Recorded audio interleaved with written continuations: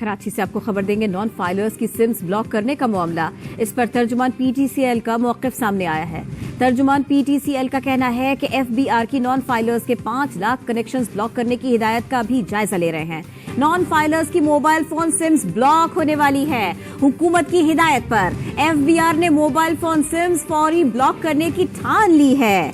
The fastest growing economy, fastest growing stock market, fastest growing ecosystem, fastest growing real estate marketing, अब ये दुनिया की super power बनने जा रहा है। 15 अगस्त 1947 को आजाद हुआ। 1100 किलोमीटर। इधर जल्दी यहाँ, इधर ये चेक करो यार, इंडिया क्या तरक्कियां करता जा रहा है। क्या बना दी है भाई, देख मैं ये सर हवाई जहाज से फास्टेस्ट।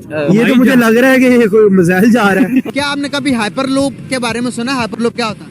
नहीं। हाइपरलूप ट्रेन के बारे में नहीं उसके बाद नहीं सुना। तो आप लोगों ने जो चीज सुनी नहीं है भाई, दूसरे मुल्कों में वो चीज क्रिएट की जा रही है।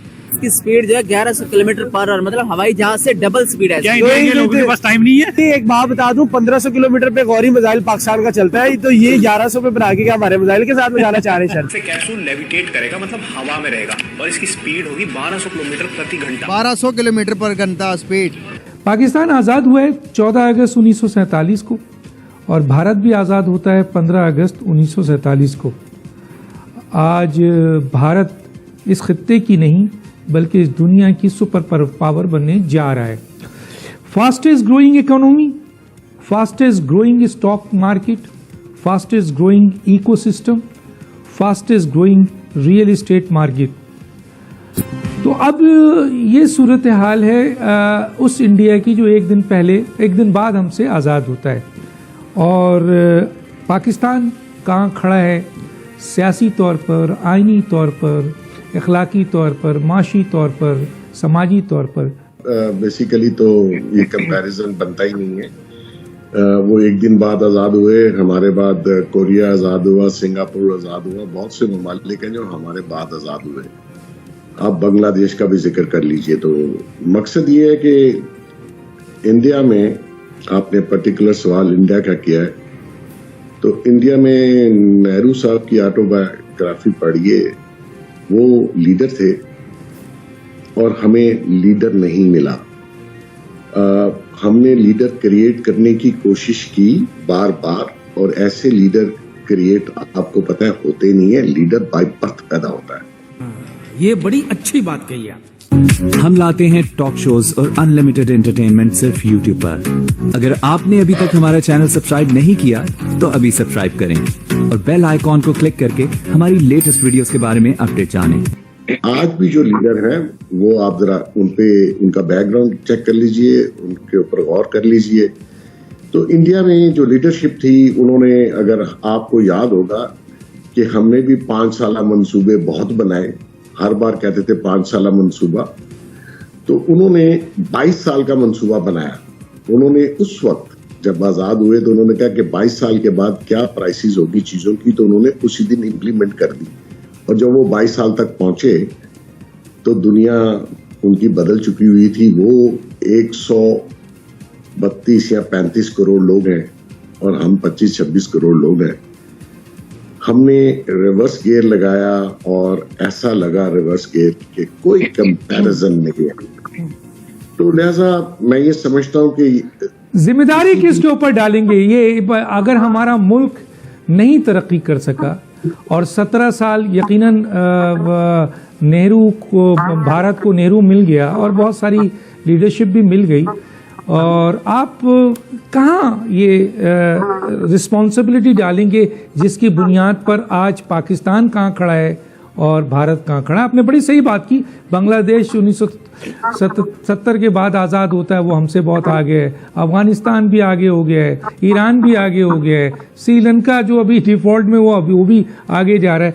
तो सर, हम अब भारत से कंपैरिजन थोड़ा सा कर रहे हैं, जो सुपर पावर बनने जा रहा है इस खित्ते का नहीं, पूरी दुनिया का, जो अभी मैंने फिल्म देखी है।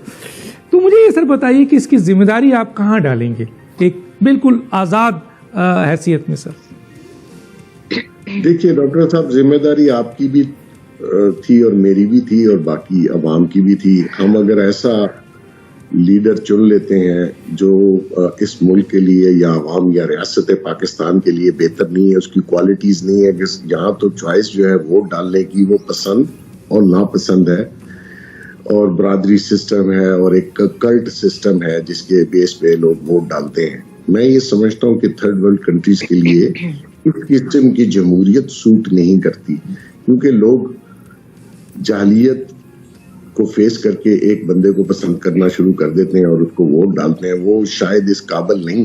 नेशन बिल्डिंग आज की नहीं आप प्लान करते, आप अगले 50-100 साल की प्लान करते हैं। आप डॉक्टर साहब अंदाजा कर सकते हैं कि आज जो हालात हैं उसके बाद अगले 10 साल की आप प्रेडिक्शन दे सकते हैं मुझे? 100 साल छोड़िए, 50 छोड़िए, कि अगले 10 साल में ये पाकिस्तान कहां खड़ा होगा? नहीं दे सकते। इतनी गैर यकीनी की सूरत हाल है। और इतना मतलब मैंने एक ट्वीट किया, वो 6-7 लाख लोगों ने दिया, तो मुझे उस पर इल्जाम आना शुरू हुआ।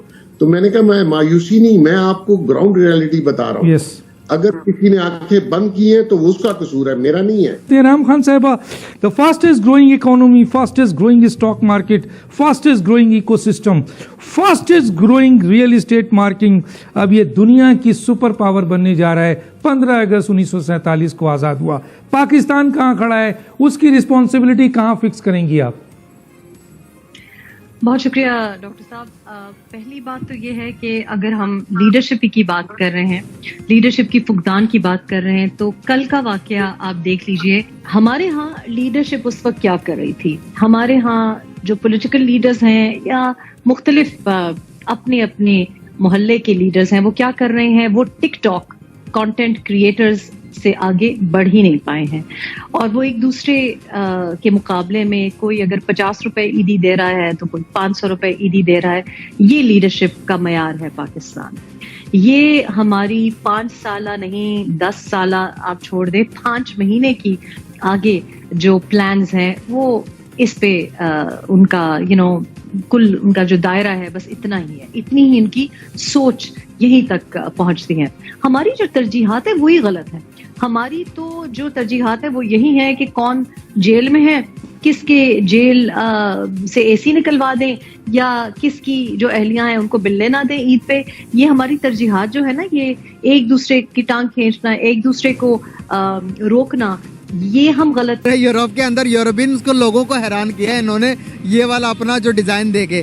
क्या हमारी यूनिवर्सिटी में इस किस्म की एजुकेशन दी जाती है? नहीं, बिल्कुल भी नहीं। यानी दिल्ली से जयपुर अगर हम ये शुरू करेंगे तो दिल्ली से जयपुर 15 मिनट में, और दिल्ली से मुंबई 1.5 से 1.25 घंटे में।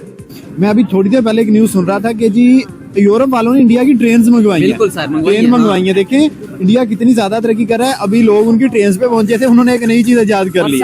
जब हम बैठते हैं किसी मदरसे में जाके तो वो हमें कहा जाता है कि यहाँ पर पढ़ाई जो है ना वो हराम है, इंग्लिश हराम है। तो जब आपकी बेसिक ही बच्चे को स्टार्ट ये पढ़ाया जाएगा कि बच्चा जो है ना ये हराम है, तो बस फिर वो हराम ही रहेगा। तो कोई भी कंट्री नहीं बना पे, सबसे पहले इंडिया बनाने जा रहे हैं। क्या बात है, जबरदस्त यार। मैं तो कहता हूँ इधर पाकिस्तान में भी हो, मुझे तो 4 घंटे लगते हैं अपने गाँव जाते हुए। 15 मिनट में गया, घर से मिलकर दोबारा वापस। हमारी समझ लें कि तकरीबन मुल्क की 70% आबादी मदरसे को लाजमी टच करती है, चाहे वो घर का मदरसा हो चाहे वो बाहर का मदरसा हो।